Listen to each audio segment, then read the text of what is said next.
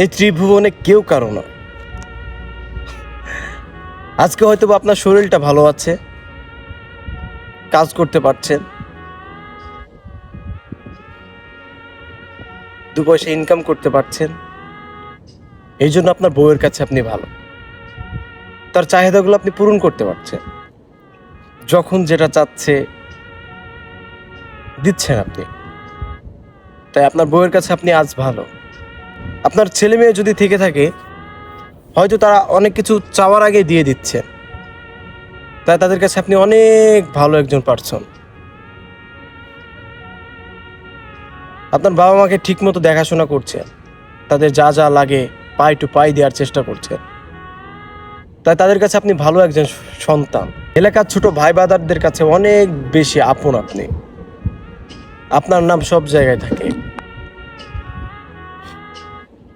সব জায়গায় আপনাকে নিয়ে আলোচনা হয়, আপনার গুণগান সব জায়গায় গাওয়া হয়।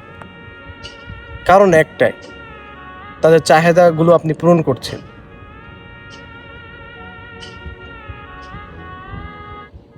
এই যে এতগুলো মানুষ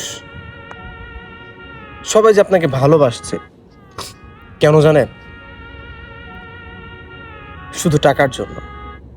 সত্যিকার অর্থে আপনাকে কেউ ভালোবাসছে না, টাকাকে ভালোবাসছে। স্বার্থের জন্য সবাই ভালোবাসে, সবার কাছে অনেক বেশি প্রাধান্য পাওয়া যায়।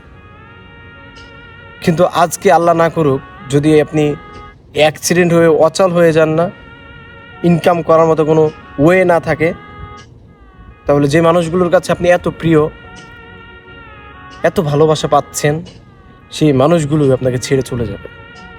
কিসের সন্তান, কিসের বউ, কিসের বাবা মা, চলে যাবে। যদিও কেউ থেকে থাকে আপনার সাথে, সে বাধ্য হয়ে থাকবে, মন থেকে কেউ চাইবে না আপনার সাথে থাকার জন্য। সত্যিকার অর্থে কি জানেন? নিজের ভালোটা পাগল হয়ে বোঝে, কিন্তু আপনি আমি অন্যের ভালোটা বুঝি। কিন্তু এটা বুঝি না যে এই ত্রিভুবনে কেউ কারো নয়।